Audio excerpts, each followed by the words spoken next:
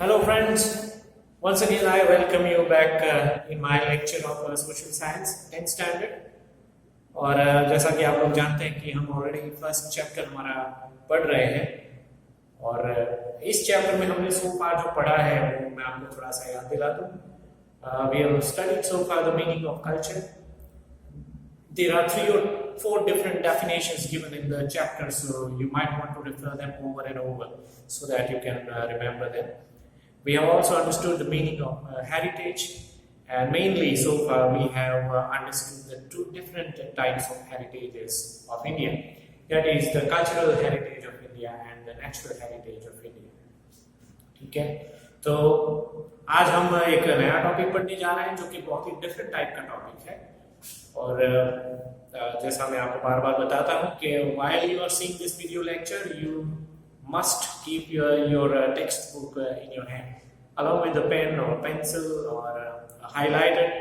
So whenever I am pointing it out to underline a particular class, you have to do that so that in the context of preparing the answer, those notes will be quite useful to you.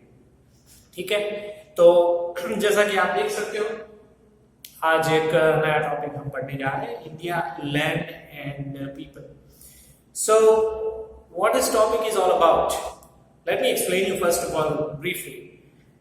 ऐसा माना जाता है कि India का culture जो है वो बहुत ही पुराना है। It's a very very ancient culture and since the ancient time so many different types of communities have entered in India and they have left their influence on our Indian culture. Or generally it has been believed by everyone that the Dravidian tribe or the Dravidian community was the most ancient community of India.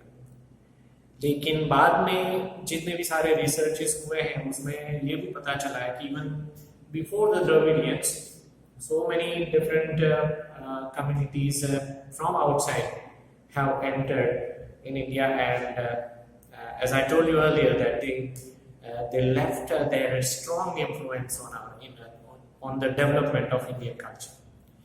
तो हम इसके बारे में आज जानेंगे और let us see what is written in the textbook about this topic. The topic starts on page number 5 of your textbook, so let us start reading it. India, land and people. Primitive man came into existence in East and South Africa, mesmerized by a varied and prosperous heritage. Many foreign tribes came to India. Consequently, the remains of all tribes are found here. यानी सबसे पहली बात कि ये सारी foreign communities, ये सारी foreign tribes हजारों साल पहले इंडिया में आई थी, उसका पता हमें किस तरह से चलता है। तो एक्सकेवेशन वर्क के दौरान उनके जो रिमेन्स हमारी जमीन में से हमें जो मिलते हैं और हिस्टोरियंस उसके ऊपर बहुत ही डीप रिसर्च करते हैं, सालों तक वो रिसर्च चलता है, उससे पता चलता है कि बहुत सारी फॉरेन कम्युनिटीज ट्राइब्स जो है वो इंडिया में आ चुकी है। ठीक है, और यहाँ पे वो सालों तक यहाँ पे रहे थे। The Dravidians were considered to be the most ancient people of India. जैसा मैंने आपको आगे बताया कि द्रविडियंस जो है जनरली ऐसा माना जाता था पहले कि द्रविडियन कम्युनिटी जो है वो सबसे पुरानी कम्युनिटी और सबसे मेन कम्युनिटी इंडिया की थी। लेकिन the modern research of linguistic and anthropology have proved that even before the Dravidians 6 more tribes came and settled in India. यानी रिसर्च के दौरान ये पता चला कि द्रविडियंस के आने से पहले भी 6 अलग अलग प्रजातियां जो हैं, 6 अलग अलग ट्राइब्स जो इंडिया की नहीं थी तो बाहर से आए थे, वो इंडिया में द्रविडियंस से पहले एंटर हो चुके थे। ठीक है, और उनके नाम के साथ उनका सभी ट्राइब्स का ब्रीफ इंट्रोडक्शन 1 by 1 दिया गया है। उसमें से जो मेन ट्राइब्स थी पुराने जमाने में उनका डिस्क्रिप्शन और उनसे जो जुड़े हुए मेन पॉइंट्स वो मैंने लिखे हैं बोर्ड के ऊपर, तो उसके ऊपर भी आप नजर रखिएगा। हालांकि ये सारी चीजें टेक्स्ट बुक में ऑलरेडी लिखी गई है। तो सबसे पहले हम पढ़ते हैं सबसे पहली जो ट्राइब थी उसके बारे में। और उनका नाम है नंबर 1 निग्रेटॉइड, ब्रैकेट में लिखा है Habshi people, it means they were also known as Habshi people. Some historians believe that Negrito और निग्रोज, ये उनके दूसरे नाम है, are the most ancient inhabitants of India. कुछ हिस्टोरियंस का ऐसा मानना है कि निग्रेटॉइड जो ट्राइब है वो सबसे पुरानी ट्राइब, यानी सबसे पहले इंडिया में आने वाली ट्राइब थी। They came from Africa via Balochistan to India, as you can see on the board। ये उनके आने का root, they came from Africa and then they came to Balochistan and then eventually they entered in India। हालांकि बलूचिस्तान जो है वो पुराने जमाने में इंडिया का ही पार्ट था, अभी वो पाकिस्तान का एक प्रोविंस है, ठीक है। तो वहां से होकर इंडिया में वो आए थे। And this was a particular feature about their body. They were looking black. Their average height was about 4 to 5 feet, and they were having curly hair. So this was all about the Negritoid community. Okay. Moving on, the second one is Australoid, and they were also known as Nishat people. People of this tribe came from Southeast Asia. As you can see over here, they came from Southeast Asia.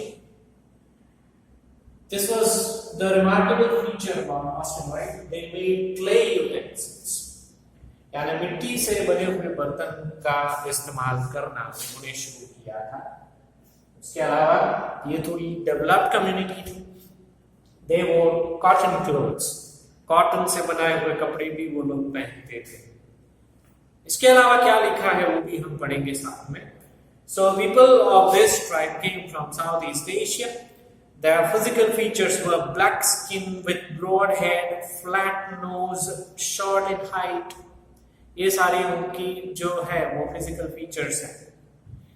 The Aryan who came later on the Indian soil call them Nishat, यानी जो bracket में नाम लिखा है Nishat people, ठीक है, वो नाम आर्यन कम्युनिटी के द्वारा उनको दिया गया था। The origins of the tribes like Kol and Munda, Khasi, tribes of Assam, the tribes of Nicobar and Myanmar have the similarity to the Australoids। यानी जो पर्टिकुलर एरियाज में रहने वाली जो ट्राइब्स हैं, आसाम में अंडमान निकोबार आइलैंड्स के ऊपर जो रहने वाली ट्राइब्स हैं, वो उनका जो फिजिकल फीचर है वो इनसे मिलता जुलता है। तो हम ये मान सकते हैं, ऑब्वियसली हम ये मान सकते हैं कि शायद वो जो अभी फिलहाल जो ट्राइब्स देखने को मिलती है अंडमान निकोबार आइलैंड्स आसाम में, वो शायद ये कम्युनिटी के यानी का ऑस्ट्रेलॉइड कम्युनिटी के डिसेंडेंट्स होंगे। Their contribution in the development of Indian culture and civilization is immense, यानी कि इंडिया का जो कल्चरल डेवलपमेंट करने में इस कम्युनिटी का बहुत ही जबरदस्त योगदान है, अच्छा कंट्रीब्यूशन होगा। They made clay utensils, जैसे लिखा है बोर्ड पे कि वो clay utensils बनाते थे, मिट्टी से बने हुए बर्तन बनाते थे, wore cotton clothes and knew many other skills। ये तो सिर्फ 1-2 एग्जाम्पल्स है, लेकिन इसके अलावा दूसरी भी स्किल्स उनके अंदर थी। They had great religious beliefs too। ये सारे लोग जो हैं वो धार्मिक भी थे, यानी भगवान में मानते थे, नेचर लवर्स थे वगैरह।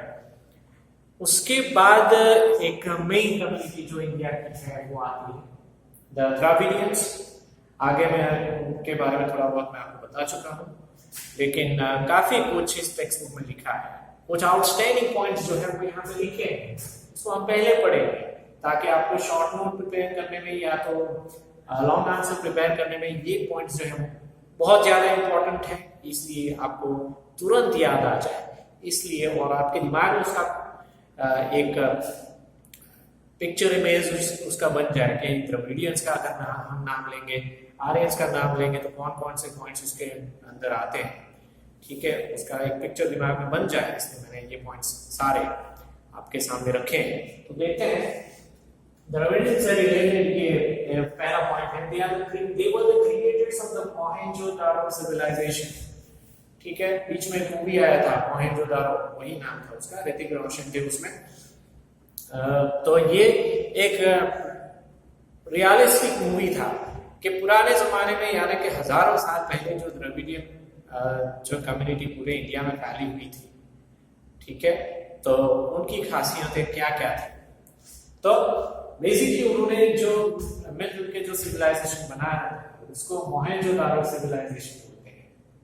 They also gave the concept of mother as goddess and father as god, ठीक है, माता को देवी और पिता को भगवान यानी कि गॉड और गॉडेस का कॉन्सेप्ट जो है वो देने वाले भी द्रविडियंस थे, जो कि एक बहुत ही इंपॉर्टेंट एस्पेक्ट है उनके बिलीफ का आज भी, क्योंकि आज भी हमारे कल्चर में हम हमारे माता पिता जो है उनको भगवान का दर्जा देते हैं। तो शायद ये थॉट जो है वो हमने द्रविडियन कम्युनिटी से अडॉप्ट किया है। The third point is worshipping with Dupti and Arti, and they were also worshippers of nature. तो ये भी एक इम्पोर्टेंट रिमार्केबल फीचर है द्रविडियन कम्युनिटी का, क्योंकि इसी फीचर को आज भी हम फॉलो करते हैं। जो कोई भी भगवान, हमारे देवी देवता जिसको हम मानते हैं, मंदिरों में हम उसकी पूजा करते हैं, तो हम इस तरह से पूजा करते हैं, दूध दीप और आरती से, ठीक है। तो ये सिस्टम भी उन्होंने शुरू किया था उनके जमाने में, यानी आज से हजारों साल पहले, और उसी फीचर को हमने कंटिन्यू किया है इवन आज भी। तो काफी कुछ उनका कॉन्ट्रीब्यूशन रहा है हमारा कल्चरल डेवलपमेंट में, हम ये कह सकते हैं। They were also worshippers of nature, यानी नेचर के जितने भी एस्पेक्ट्स हैं, रिवर्स है, माउंटेन्स है, पेड़ पौधे वगैरह, बर्ड्स एनिमल्स वगैरह, उनकी भी वो पूजा करते थे। यानी उस जमाने में भी उनको मालूम था कि नेचर है तो हमारा जो सर्वाइवल है, हमारा एग्जिस्टेंस है वो पॉसिबल है, otherwise it is impossible for the humans and the other animals and plants, birds to survive. So they believed in worshipping the nature. Okay, और मेरे ख्याल से सबसे इम्पोर्टेंट पॉइंट ये है, मैट्रियार्चल सिस्टम ऑफ फैमिली को एस्टैब्लिश किया था द्रविडियंस ने। मैट्रियार्चल सिस्टम ऑफ फैमिली क्या होता है? तो बेसिकली इंडिया की बहुत सारी कम्युनिटीज में, मेरे हिसाब से ज्यादातर कम्युनिटीज में ऐसा देखा जाता है कि हमारा जो समाज है, हमारा जो सोसाइटी है, वो पुरुष प्रधान है, ठीक है, मेल डोमिनेटेड सिस्टम है हमारा सोसाइटी जो है। ओके, इसका मतलब ये होता है कि decision is generally making by the main male member of the family. Okay, आपने भी अपने फैमिली में, अपने सोसाइटी में ये सब देखा होगा, और हम सब बहुत ही अच्छी तरह से ये चीज जानते हैं। लेकिन द्रविडियन कल्चर जो है वो इससे बहुत ही विपरीत उनके कल्चर में देखने को मिला है कि they accepted the system of matriarchal system of family, यानी कि जो घर में औरत होती है, कोई ये पर्टिकुलर जनरली जो माता होती है, जो माँ होती है, ठीक है, she is basically the main decision maker in the family. So it's a very, very outstanding, kind of very remarkable feature of this particular culture. ठीक है, उसके अलावा बहुत सारी चीजें एक बड़े से पैराग्राफ के रूप में आपके टेक्स्ट बुक में लिखी गई है, तो उसको हम थोड़ा जल्दी से हम पढ़ लेंगे। काफी चीजें यहाँ पे रिपीट होगी, but we are going to read it anyway. Dravidians were considered to be the creator of Sindhu Valley civilization of Mohenjo-daro and the direct descendants of stone culture, Stone Age culture, यानी जो पत्थर युग पुराने जमाने में था, यानी बहुत सारी चीजें पत्थरों से बनी हुई इंसान इस्तेमाल करते थे, ठीक है, उनके डिसेंडेंट्स थे द्रविडियंस, और उन्होंने Indus valley, Sindhu valley civilisation और मोहेंजो-दारो सिविलाइजेशन का जो डेवलपमेंट है वो उन्होंने किया था। आगे लिखा है, the tribes which came from north survived with their language and cultural features. Later on they were also called as Dravidians. Dravidians gave the concept of mother as goddess and father as god. माता को वो देवी और पिता को देवता कहते थे, So the thought of Parvati and Shiva as mother and father developed. तो ये द्रविडियन कम्युनिटी के मेन भगवान थे, शिव जी और उनकी वाइफ पार्वती। ठीक है, तो शिव जो है वो पिता का प्रतीक माना जाता है, पार्वती जो है वो माता का एक सिंबल जो है वो माना जाता है उनके कल्चर के मुताबिक। Moreover, the tradition of worshipping nature is the gift of Dravidian. शायद सबसे पहली ये कम्युनिटी थी जिन्होंने नेचर की पूजा करना शुरू किया था और उन्होंने बाकी सारी कम्युनिटीज को और इवन हमको भी सिखाया है। The tradition of worshipping with धूप, धूप यानी जो इंसेंस स्टिक होती है वो, दीप यानी कि लैम्प जो दिया होता है वो, and aarti are considered to be the gifts of Dravidian. जो सिस्टम से आज हम पूजा पाठ करते हैं, धूप दीप और अगरबत्ती और दिया जला के, ठीक है, वो भी हमने द्रविडियंस के पास से सीखा है। Besides, nature and animal worshipping etc. are their great features. Okay, nature की तो पूजा वो करते ही थे, लेकिन साथ में एनिमल्स की भी वो पूजा करते थे। Original deities of Dravidians have been accepted by Aryans and were re-established by them as god of culture with pace of time. यहाँ पे एक नया वर्ड शायद आपके लिए है, डीटीज, यानी कि भगवान की जो मूर्ति होती है छोटे साइज की, इसको डीटीज बोलते हैं। तो जिस तरह से भगवान की मूर्ति बना के उसकी पूजा की जाती थी द्रविडियन कल्चर में, उसी सिस्टम्स को आर्यंस ने भी अपनाया था। ओके, तो मूर्ति पूजा की शुरुआत करने वाले द्रविडियंस थे। The same system was followed by the Aryans also, and eventually the other communities also. Under the tremendous influence of North, Aryan culture was deeply internalized by the Dravidian. तो Dravidians के आने के बाद Aryans आए थे, ठीक है, तो काफी कुछ मिला जुला कल्चर का असर हमारी धरती के ऊपर द्रविडियंस और आर्यंस का रहा था। ठीक है, Hence, intercaste marriages to place. तो आर्यंस और द्रविडियंस के बीच में इंटरकास्ट मैरिजेस भी हुए थे। तो इस तरह से कल्चरल एक्सचेंज भी दोनों कम्युनिटीज के बीच में हुआ था। द्रविडियंस हैड मैट्रियार्चल सिस्टम और फैमिली, जिसकी चर्चा हम ऑलरेडी कर चुके हैं कि जो स्त्री प्रधान फैमिली में सिस्टम होता है, ठीक है, वो उनके फैमिलीज में रहता था। Dravidians progressed a lot in different crafts and arts like building of boat and raft. Water transportation को बढ़ावा देने के लिए, क्योंकि पुराने जमाने में दूसरे कोई व्हीकल्स नहीं हुआ करते थे, ठीक है, तो सबसे पहले शायद उन्होंने वाटर ट्रांसपोर्टेशन के जरिए आने जाने की जो व्यवस्था है वो अपने लिए की थी, और इसलिए बोट्स और राफ्ट्स बनाना उनको बहुत ही अच्छी तरीके से आता था। उसके अलावा दूसरे क्राफ्ट्स भी उनको आते थे, जैसे कि weaving, spinning, dyeing etcetera. Due to the dominance of Aryans they shifted to South India.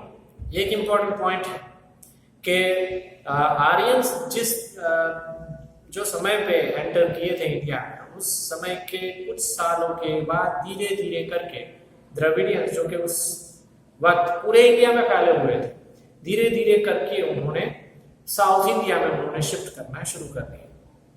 If I would like to tell you as a kind of more bit of information from my side, कि south India का मतलब यहाँ पे बहुत ही clearly मैं आपको बता दे रहा हूँ। इन द प्रेजेंट सिचुएशन जो 4 स्टेट हैं, कर्नाटका, केरला, तमिलनाडु और आंध्र प्रदेश, ठीक है, ये 4 स्टेट को हम साउथ इंडिया गिनते हैं।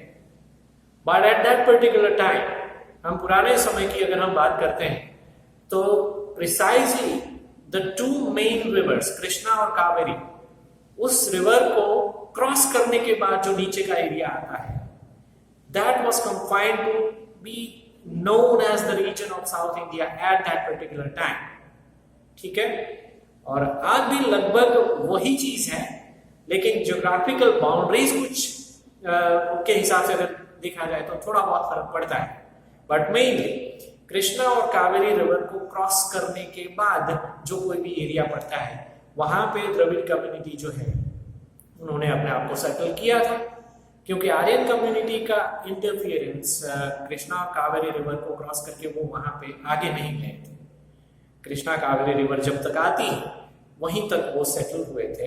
तो इस तरह से बहुत ही क्लियर बाइफर्केशन हो गया, और इसीलिए आज भी उसका असर जो है इंडिया के कल्चर में देखने को मिलता है। आपको शायद मालूम ही होगा कि the way the south Indians look and the way that like हमारा फिजिकल फीचर जो है वो भी बहुत ही डिफरेंट है।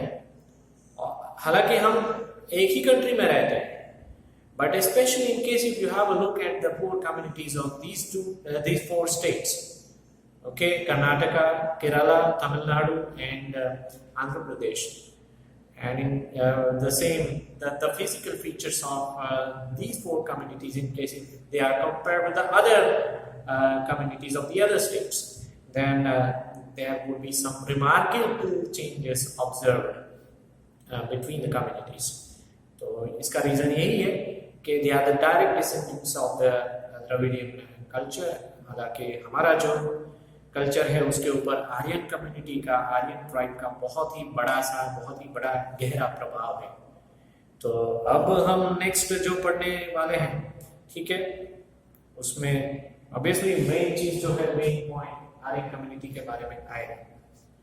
लेकिन उससे पहले द्रविडियन कम्युनिटी के बाद दूसरी भी कुछ मेन कम्युनिटीज आई थी, उनका ब्रीफ इंट्रोडक्शन हम जान लेंगे। इसका नंबर 4 करके अदर ट्राइब्स ऐसा लिखा है, इसके बारे में हम पढ़ लेते हैं। Apart from the above, Mongoloid, Alpine, Dinaric, and Armenoid tribes were also there in India. So firstly, Mongoloid tribe. तो ये नाम से ही पता चलता है कि मंगोलिया कंट्री या मंगोलिया रीजन जो है, ओके, नॉर्थ ईस्ट एरिया में पड़ता है, ऊपर बिटवीन इंडिया एंड चाइना। ये स्पेसिफिक ज्योग्राफिकल रीजन है जहां से मंगोलॉइड कम्युनिटी इंडिया में आई थी एक जमाने में। They came to India from North China via Tibet and settled down at North Assam. ये उनका रूट था आने का, मंगोलिया से वो लोग आए थे, ठीक है, जो कि नॉर्थ चाइना का ही एक हिस्सा है एक्चुअली देखा जाए तो नॉर्थ चाइना, और वहां से तिब्बत आए थे और उसके बाद इवेंचुअली हमारा जो आसाम स्टेट है, क्योंकि वो चाइना के बॉर्डर को टच करते हैं, so that would be the first point of entering to India, that particular state Assam. और इसलिए ज्यादा आगे वो नहीं बढ़े थे इससे ज्यादा, लेकिन आसाम में वो सेटल हो गए। और इसीलिए आपको ऑब्जर्वेशन करना चाहिए कि आसाम में रहने वाली जो कम्युनिटी है वो थोड़ी बहुत नहीं, एक्चुअली बहुत कुछ चाइनीज कम्युनिटी के जैसी ही दिखती है, ठीक है। So that's what about Mongoloid community. उसके अलावा दूसरे भी स्टेट्स में वो लोग फैले हुए थे, जैसे कि सिक्किम, भूटान जो कि एक इंडिया का पार्ट नहीं है, वहां पे वो सेटल हुए। हमारा जो वेस्ट बंगाल है वहां पे भी वो सेटल हुए थे। They gradually Indianized themselves, यानी उन्होंने भी इंडियन कल्चर को एक्सेप्ट किया इंडिया में आने के बाद। Mongoloid people possessed the physical characteristics like yellow complexion, यानी उनका मेन चीज जो स्किन कलर है वो येलो कॉम्प्लेक्शन कहा जाता है। उसके अलावा flat face, chubby cheeks. Flat face यानी जो फेस का जो आउटर लुक है वो एकदम फ्लैट रहता था। चबी चीक्स यानी उनके जो गाल थे वो एक छोटी साइज का जो गुब्बारा होता है, ठीक है, वैसे थोड़े थोड़े फूले हुए थे। उसके अलावा आलमंड शेप्स आईज, बादाम के शेप की जो आंखें होती हैं, छोटी साइज की आंखें हैं, वैसी उनकी आंखें रहती थी। Mongoloids were of yellow complexion and they were known as Kirat. This is important statement. You should underline it. Mongoloid को दूसरे वर्ड में अगर हमें पहचानना है तो वो दूसरा वर्ड है किराट। उससे आगे आती है 3 दूसरी छोटी छोटी जो ट्राइब्स हैं, वो थोड़े थोड़े समय के लिए इंडिया में आई थी और फिर वो चली गई थी। Alpine, Dinaric and Armenic. These people migrated from Central Asia. Central Asia से ये लोग आए थे, यानी कि हम इमेजिन कर सकते हैं कि जो गल्फ कंट्रीज हैं वहां से ये लोग इंडिया में एंटर किए थे। तो all these 3 tribes have similarities, एक दूसरे से मिलती जुलती उनके फिजिकल फीचर्स थे। The origin of these tribes are found in large number in Gujarat, Saurashtra, Maharashtra, Bengal and Odisha. ठीक है, तो ये जो तीन जातियां हैं, अल्पाइन, दिनारिक और आर्मेनोइड, इन्होंने ये स्टेटमेंट किया था, यानी उनके एंट्री पॉइंट्स जो थे वो ये थे, गुजरात है, महाराष्ट्र, शायद राजस्थान भी हो सकता है। ठीक है, तो ऑब्वियसली हमारे कल्चर के ऊपर ये तीन जो, क्योंकि हम गुजरात से बिलोंग करते हैं, तो हमारे कल्चर के ऊपर ये तीन जातियां जो है, ठीक है, आर्मेनोइड, अल्पाइन और दिनारिक जाति का जो है वो अच्छा खासा असर हमारी कम्युनिटी के ऊपर देखने को मिल रहा है। अब आगे बढ़ते हैं हम, नया पॉइंट जो है द आर्यंस, उनके बारे में हम पढ़ेंगे। पढ़ने से पहले मेन उनके पॉइंट्स हम बोर्ड से पढ़ लेंगे। Aryans are known to be the most advanced tribe. सबसे ज्यादा डेवलप अगर कोई ट्राइब थी तो वो आर्यंस थे। सबसे ज्यादा स्ट्रेंथ वाली अगर कोई ट्राइब थी तो वो भी आर्यन थे। और इसीलिए जैसे हम आगे डिस्कस कर चुके हैं कि इंडिया में लगभग, साउथ इंडिया को छोड़ के लगभग सारे इंडिया है, पूरे देश में वो लोग हर एक जगह पे फैल गए थे, और उनके जो कल्चर का जो असर है वही हमारे ऊपर, स्पेशली साउथ इंडिया को छोड़ के बाकी का जो इंडिया है उसके ऊपर आर्यंस का ही असर देखने को मिलता है। And they were creators of Aryan civilisation. Aryan ने जो सिविलाइजेशन को डेवलप किया है उनके नाम से ही आर्यन सिविलाइजेशन नाम से हम जानते हैं। दे वर नेचर लवर्स, तो द्रविडियन कम्युनिटी की तरह ही वो लोग भी नेचर लवर्स थे, यानी नेचुरल एस्पेक्ट्स की वो पूजा करते थे। And they composed hymns, rituals उसको बोलते हैं। हाइम्स का हमारी देसी हिंदी लैंग्वेज में मतलब होता है भजन्स। भजन्स की रचना करने की शुरुआत आर्यन कम्युनिटी ने की थी, जो कि बहुत इंपॉर्टेंट पॉइंट है मेरे हिसाब से, क्योंकि इवन आज के हमारे कल्चर में भी हम भगवान की पूजा करने के लिए पूजा, आरती, भजन वगैरह हम आज भी हम गाते हैं। तो ये शायद हमने हमारा आर्यन सिविलाइजेशन का जो गहरा रिश्ता है उसकी वजह से ही है, हमने वहीं से सीखा है। ठीक है, so basically we are community specifically South India को छोड़ के जितना भी बाकी का इंडिया है, ओके, उसके ऊपर आर्यन सिविलाइजेशन का बहुत ही स्ट्रॉन्ग असर रहा है। इसके अलावा भी टेक्स्ट बुक में आर्यन सिविलाइजेशन के बारे में काफी कुछ और भी लिखा है, तो उसको हम पढ़ लेंगे। The Nordic Aryans were the creators of Aryan civilization in India. तो जो आर्यंस शुरुआत में इंडिया में आए थे उनको नॉर्डिक आर्यंस कहा जाता था। You should underline this clause actually. Hindus were called Aryans in the ancient time, and area where they were densely populated was called Aryavrat. यानी पुराने जमाने में हिंदुओं को ही आर्यंस कहा जाता था, और पुराने जमाने में हमारे देश का नाम भी आर्यव्रत था। यानी आर्यंस जहां जहां पे रहते थे, आर्यंस जहां पे रहते हैं उस देश का नाम है आर्यन। उसके बाद दूसरे भी हमारे देश के नाम पड़े, भारत, भारतवर्ष, जाम्बूद्वीप, जाम्बूखंड, ये सारे नाम हम आगे रेफर कर चुके हैं। As 7 rivers were flowing over there, that region was named as सप्त सिंधु। ठीक है, जो एरिया में वो सेटल होना शुरू किए थे वो एरिया जो था उसमें 7 नदियां मिलती थी, 7 रिवर्स का संगम था, और इसलिए उसको सप्त सिंधु भी कहा जाता था। In ancient time the first Aryan population was concentrated in the north west. सबसे पहले आर्यन लोगों ने बसने की शुरुआत जो है इंडिया में नॉर्थ वेस्ट एरिया से शुरू किया था। So we can imagine the northwest area means आज का जो उत्तर प्रदेश है, हरियाणा है, हिमाचल प्रदेश है, जम्मू एंड कश्मीर है, पंजाब है, राजस्थान है, वहां से उन्होंने बसने की शुरुआत की थी इंडिया में एंटर होने के बाद। So in ancient time, the first Aryan population was concentrated in the northwest. The area of Aryavrat was extended up to Mithila in the east, In south, it spread up to Vindhyachal during post-Vedic period. ठीक है, धीरे धीरे करके वो मिथिला की ओर भी आगे बढ़े थे. सिर्फ नॉर्थ वेस्ट ही नहीं, मिथिला यानी कि आज का जो बिहार है उसको उस जमाने में मिथिला कहा जाता था. और साउथ में भी विंध्याचल जो माउंटेन रेंज है, ठीक है, एक हिली एरिया है, वहां तक भी वो लोग फैले हुए थे. यानी एक्सट्रीम साउथ तक वो नहीं गए थे, but at least till the Vindhyachal mountain range they spread themselves and they established themselves.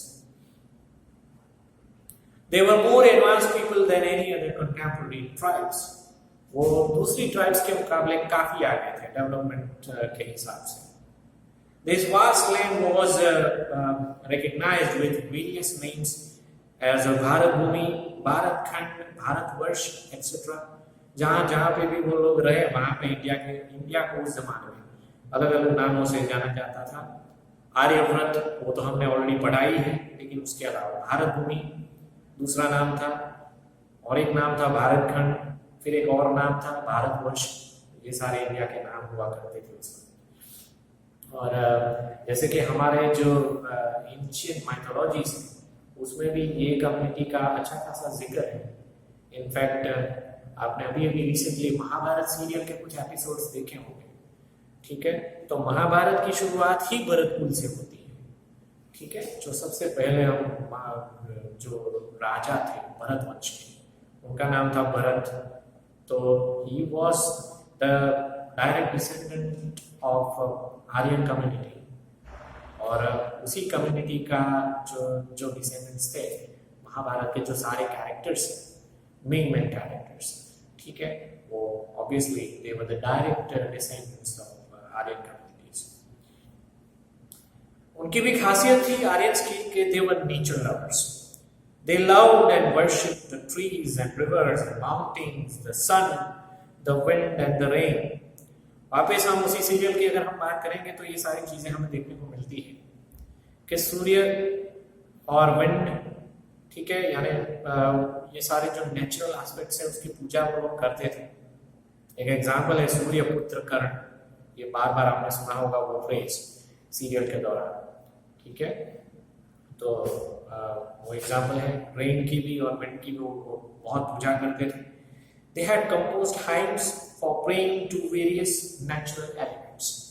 Hymns यानी कि भजन, या तो उसको रिचार्ज भी कहा जाता है, श्लोक वगैरह, वो कंपोज भी किया करते थे आर्यंस. तो सबसे पहली ये कम्युनिटी थी, सबसे पहली ये ट्राइब थी. So the first ever tribe who started composing hymns to dedicate them to their different gods.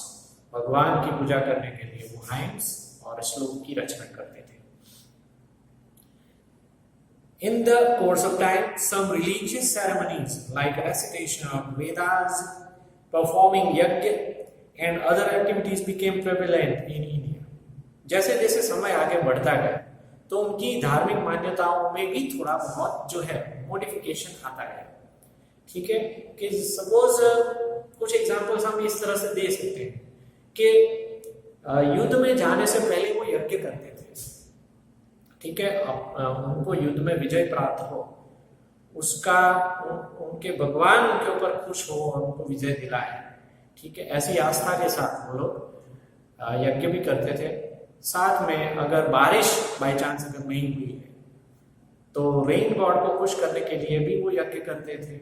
यानी यज्ञ करने का एक अलग अलग उनका इम्पोर्टेंस, एक अलग अलग उनका एक मोटिव रहता था.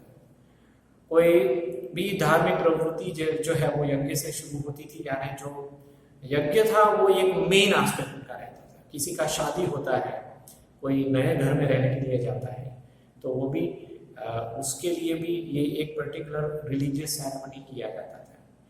And up to very much extent we have been following this system, especially in the area of religion, in the area of spirituality. Okay, we have still been following such a system which had been adopted by Aryans at that time. There was a fine amalgamation of these tribes with a specific style of living and harmonious culture was formed, which gave India a glorious and prosperous heritage. आज हमने जितनी भी tribes के बारे में पढ़ा है उसमें सभी में अलग अलग खासियतें थी, लेकिन सभी कम्युनिटीज में एक दूसरे का कल्चरल एमालगमेशन कल्चरल एक्सचेंज किया है। जो कम्युनिटी को अपनाने लायक कोई भी चीज लगा है तो उन्होंने बखूबी उसको अपनाया है, ठीक है।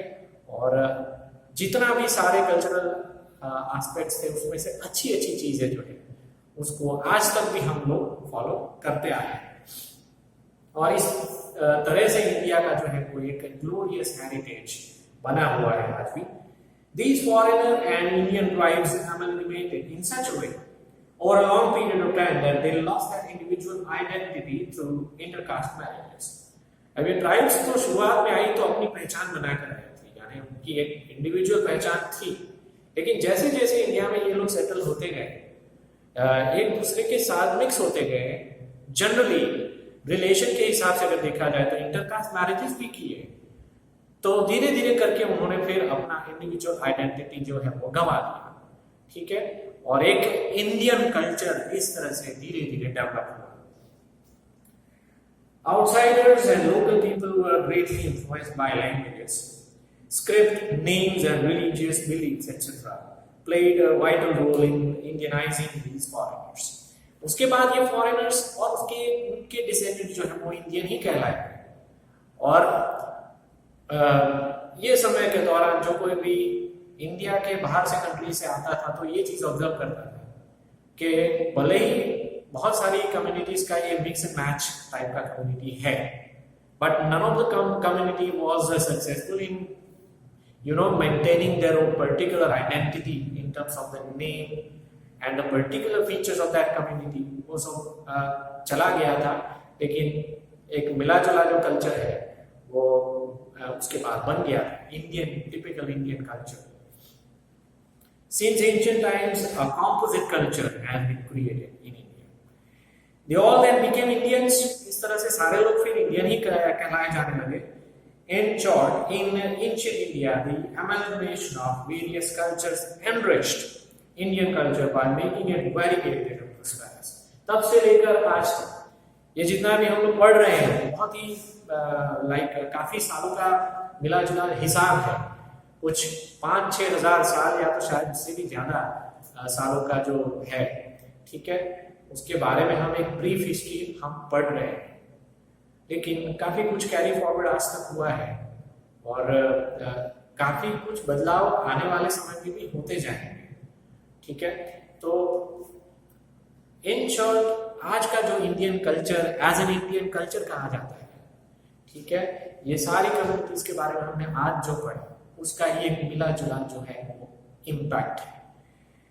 अब इस लेसन का जो फाइनल टॉपिक है वो भी एक बहुत ही इंपॉर्टेंट टॉपिक है शॉर्ट नोट के नजरिए से।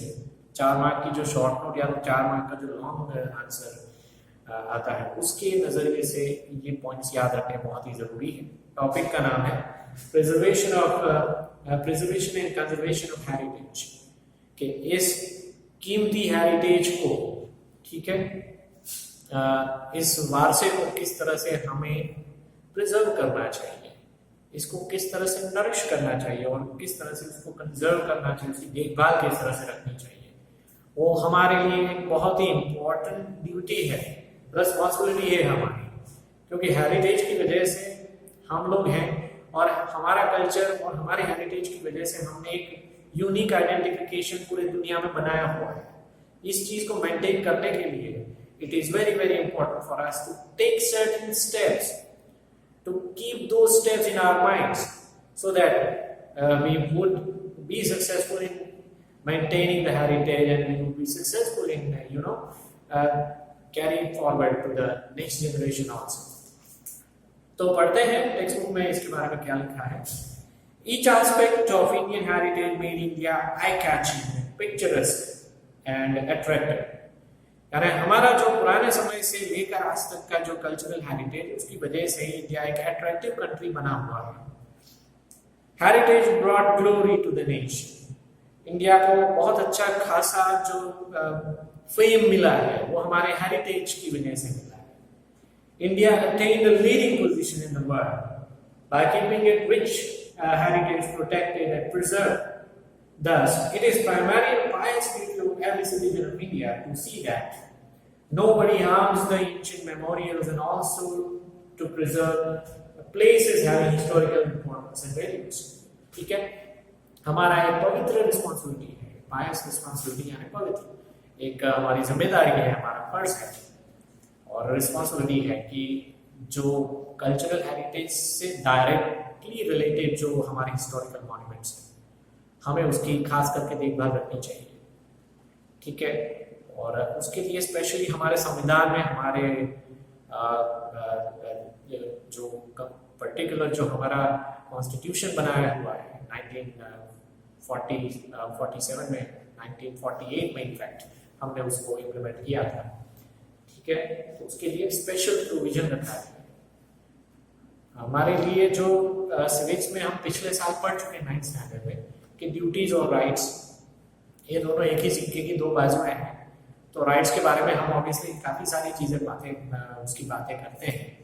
हमें हमारे राइट्स के बारे में पता भी है कि क्या क्या एज एन इंडियन सिटीजन हमारे क्या क्या राइट्स है, उसके बारे में काफ़ी कुछ जानकारी हमारे पास है। लेकिन हमारे पास ये जानकारी भी होना चाहिए कि इंडियन हेरिटेज और कल्चर को मेंटेन करने के लिए हमारा ड्यूटी कौन सा है। Because in case if we don't perform our duties we should not be talking about our rights. तो इसलिए मैंने आपको बताया कि एक ही कॉइन के ये दो साइड्स है। अगर हम ड्यूटी कॉन्शियस है तो ही हमें राइट्स का बारे में बात करनी चाहिए।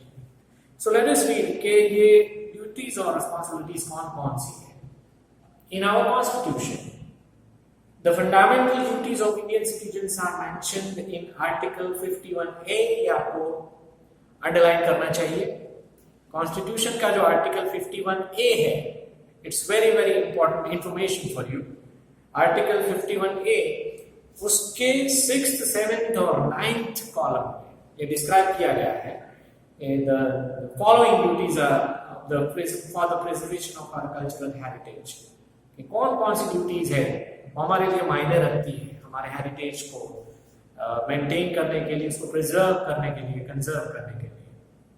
सबसे पहला है to understand the importance of our harmonious culture, prosperity and to preserve it.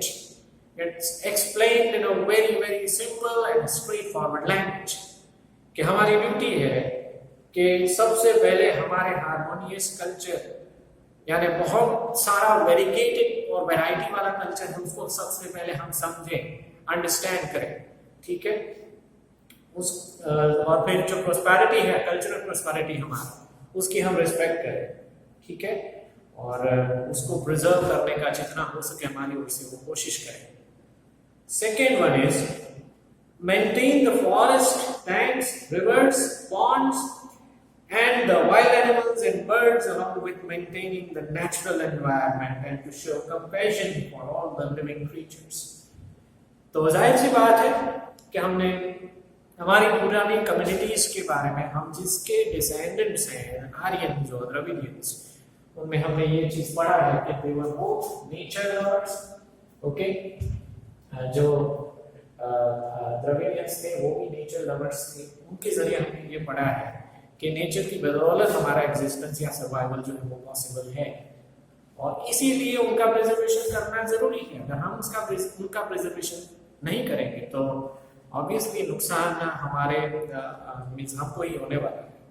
और इसीलिए जो नेचुरल एस्पेक्ट्स हैं, नेचर से जुड़ी हुई जो चीजें हैं, forest, river, ponds, wild animals और बर्ड्स, उनकी देखभाल करना, ठीक है, उनको नुकसान ना हो उस चीज को इंश्योर करना वो हमारी प्राइमरी रिस्पांसिबिलिटी है।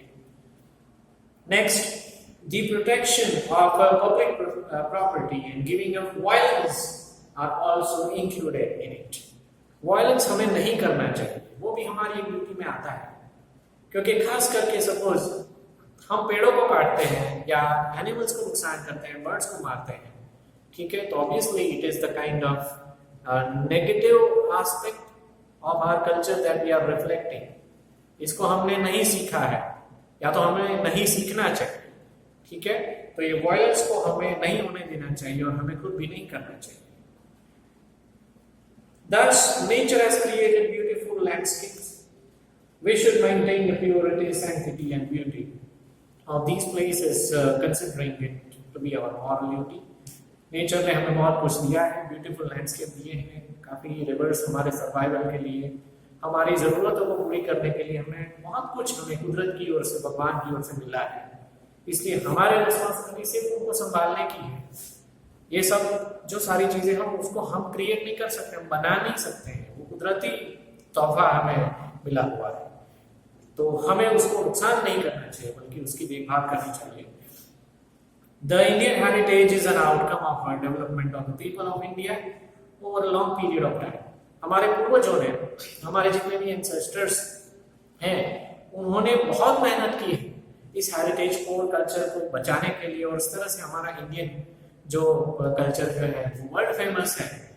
तो अगर हम उसको रिस्पेक्ट नहीं देते हैं, उसको संभालने की रिस्पॉन्सिबिलिटी नहीं लेते हैं, तो फिर ये हेरिटेज कुछ ही समय में खत्म हो सकता है और हमारा एग्जिस्टेंस भी खतरे में आ सकता है। Nature has generously donated abundant prosperity to India. कुछ दिया हुआ है। India achieved invaluable opportunities to all the fields for gradual development due to the India's peculiar natural structure. हर एक कंट्री का एक पर्टिकुलर नेचुरल स्ट्रक्चर रहता है। इंडिया का भी अलग है, दूसरे देशों के मुताबिक, दूसरे देशों के मुकाबले काफ़ी कुछ अलग हमारी नेचुरल खासियतें हैं, ठीक है। और जो कुछ भी पॉजिटिव वे में नेचर की ओर से हमें मिला हुआ है, वही बात है कि उसको संभालने की जिम्मेदारी हमारी है। तो लास्ट में हम ये कह सकते हैं, in this way the Indian heritage is a result of the development of the people of India in the social, economical, political and cultural fields over centuries. ये सारे एरिया में अगर हमें ग्रोथ करना है, social, economical, political, cultural fields, ठीक है, वो काफ़ी कुछ ग्रोथ आज तक हुआ है, आने वाले समय में भी ग्रोथ होने का काफ़ी कुछ स्कोप अभी भी है, ठीक है। लेकिन वो ग्रोथ अगर हमें करना है तो हमारा नेचर, हमारा कल्चर और हमारे हेरिटेज को रिस्पेक्ट देना और उनको प्रिजर्व करना हमारे लिए बहुत ज़रूरी है। और सबसे बड़ी हमारी एज इंडियन सिटीजन्स वो सबसे बड़ी हमारी रिस्पॉन्सिबिलिटी है। तो दोस्तों, इसी के साथ हमारा ये चैप्टर खत्म होता है। Okay, I would strongly recommend you to read the lesson 2 or 3 times. हमेशा ये चीज़ आपको याद रखना है कि एग्ज़ाम प्रिपरेशन के लिए आप कोई भी रेफरेंस बुक का इस्तेमाल कर सकते हो, लेकिन सबसे पहला आपका जो जरिया जो है आपके सब्जेक्ट को प्रिपेयर करने का, वो टेक्स्ट बुक है, ठीक है। तो टेक्स्ट बुक में 2-3 बार चैप्टर रीड करने के बाद ही आपको आंसर्स जो एक्सरसाइज सेक्शन में दिए गए हैं उसको आपको प्रिपेयर करने हैं और आपको अपनी नोटबुक में भी लिखने हैं। All the answers are very straightforward. Okay, even if you don't have any reference book, you can still refer to the chapter. मैंने इसलिए बताया कि 2-3 बार अगर आप चैप्टर रेफर करोगे तो आपको सारे क्वेश्चन के आंसर आपको मिल ही जाएंगे। ओके, लेकिन इन केस अगर आपको कोई आंसर ढूंढने में दिक्कत होती है तो you can directly approach me. Okay, और अगर आपको रेफरेंस बुक इस्तेमाल करनी है तो मेरे हिसाब से बेस्ट रेफरेंस बुक है अगर सोशल स्टडीज के लिए तो वो कैंप पब्लिकेशन की जो है सोशल स्टडीज की एक बुक आती है। I'm having that book right now, so you can see it's covered. Social science की जो कैंप पब्लिकेशन की रेफरेंस बुक जो है वो आपके प्रिपरेशन के लिए बेस्ट है। इस बुक में काफ़ी सारे एमसीक्यूज दिए गए हैं, काफ़ी सारे डिटेल्ड आंसर्स भी दिए गए हैं, जो आपके टेक्स्ट बुक के बाद एक्सरसाइज सेक्शन में जो क्वेश्चन है उसके आंसर तो है ही, लेकिन उसके अलावा एक्स्ट्रा क्वेश्चंस भी हैं। And the one feature of this particular book I like the most is after each and every chapter there is a test given. एक छोटा सा टेस्ट 20-25 मार्क का या 30 मार्क का इसी चैप्टर का, एक ही चैप्टर का चैप्टर के लास्ट में एंड में दिया गया है, तो it would be a very very beneficial for you to prepare to take those test in order to see how much you have prepared this chapter. Okay, तो मेरे हिसाब से ये बुक आपको लेनी चाहिए. And in case if you can't access this book, तो Ocean Communication की भी एसएस की एक बुक आती है, नवनीत का भी बुक आता है डाइजेस्ट, उसको भी आप रेफर कर सकते हो. But all in all you have to read these answers over and over. ठीक है, एक दो बार पढ़ने से आपको ये आंसर नहीं आएंगे, क्योंकि आंसर जो है वो ज्यादा डिस्क्रिप्टिव है, बहुत सारे पॉइंट्स उसके अंदर है. ओके, और इसका रीडिंग जो है वो फ्रीक्वेंटली करना पड़ता है, तब जाके हमें आंसर प्रिपेयर होते हैं. Okay, so the first chapter is over. Do read the chapter 2 or 3 times at least and write the exercise questions in your notebooks. Okay, in the due course of time I will cross check your notebooks also. Okay, thank you.